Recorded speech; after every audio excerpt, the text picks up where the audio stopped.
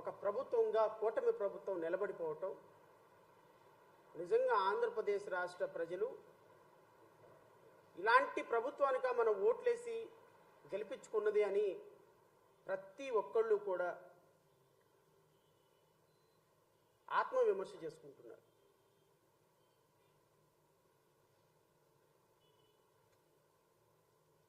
వంద రోజుల వ్యవధిలో ఒక రాష్ట్ర ప్రభుత్వం 164 సీట్లతోటి గెలిచినటువంటి 3 ప్రభుత్వాల కలయిక ఇన్ని దుర్మార్గాలు చేస్తుందా? ఇన్ని అబద్ధాలు ఆడుతుందా? రాష్ట్ర ప్రభుత్వాన్ని ఏరి కోరి తెచ్చుకొని మా జీవితాల్లో వెలుగులు నింపుతుంది అని ఆశపడి ఒక ప్రభుత్వాన్ని తీసుకొచ్చుకున్నటువంటి ప్రజలని ఇంతగా మోసం చేయాలా? ఇంతగా అన్యాయం చేయాలా? ఇంతగా వాళ్ళ సెంటిమెంట్ల మీద దెబ్బ కొట్టాలా? రాజకీయాలు చేసుకోవటానికి చాలా అంశాలు ఉన్నాయండి.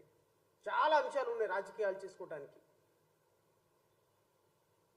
4 సార్లు ముఖ్యమంత్రి అయినటువంటి భారతదేశంలోనే అత్యంత సీనియర్ పొలిటీషియన్ ఇప్పుడున్నటువంటి honourable chief minister Nara Chandrababu Naidu గారు తర్వాత ఆయన మీద కేసులు పెట్టాలి అని తెలుగుదేశం కార్యకర్తలు పోరాడారో లేదో నాకు తెలియదు, కానీ ఆయన అరెస్టుని ఖండించి రోడ్డు మీదకి వచ్చి ఆయన కోసం బంద్ చేసి మా రాజకీయ పార్టీగా జేబీఎంరావు భారత్ పార్టీ ఇచ్చినటువంటి సపోర్టు బహుశా ఏ రాజకీయ పార్టీ ఇచ్చి ఉండదేమో.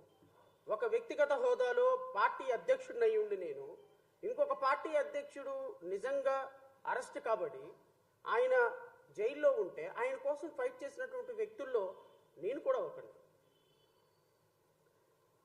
ఇప్పుడున్నటువంటి మంత్రి నారా లోకేష్ పాదయాత్రలో యువగళం పాదయాత్రలో ఆయన ఆపుతుంటే ఆయన కోసం పోరాటం చేసి ఒక వ్యక్తి ప్రాథమిక హక్కు పాదయాత్ర చేయటం ఆపటానికి పోలీసులతోటి నిర్బంధాలు సృష్టించడానికి తప్పు అని ఫైట్ చేసిన వ్యక్తుల్లో మొదటి వ్యక్తిని నేను.